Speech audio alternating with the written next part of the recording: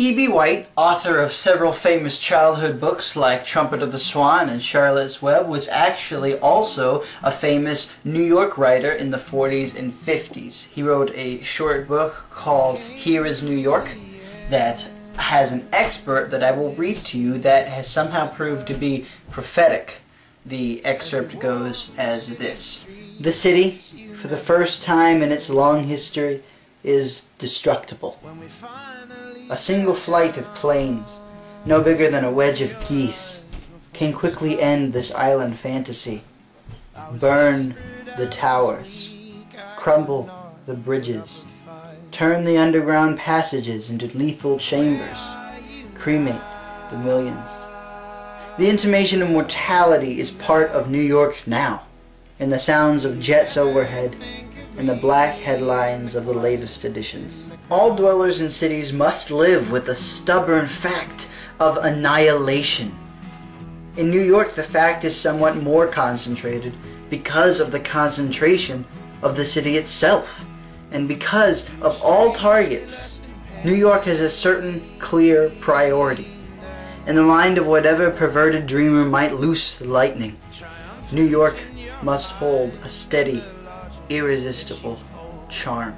This was a warning that told of mass destruction and the deaths of thousands. E.B. White seemed to know that this was inevitable because he knew what New York represented. The fear then was not Islamic terrorists, but communism and nuclear warfare. But the risk remained. New York was the biggest target. An attack on that city would hurt our nation the most. But why was this? What exactly did New York represent? Well, I can tell you right now that it wasn't the sheer population. It goes deeper than that. It was the fact that New York was willing to accept the masses. New York is one of our nation's clearest symbols of hope, freedom, and success. If an enemy, any adversary, was to attack us to try to hurt us the most, it would be New York City.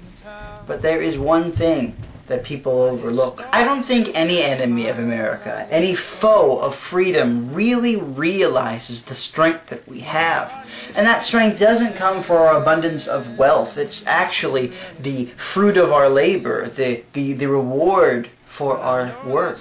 Because our true strength comes from something to fight for, someone to defend, an idea to believe in, and a message to send. And that message is exactly what E.B. White tells us to keep.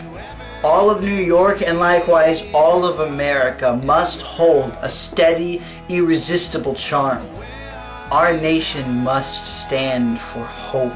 So give me your huddled masses. We can't always promise that they'll be safe, but we can promise that they will represent more than the sum of all of our parts.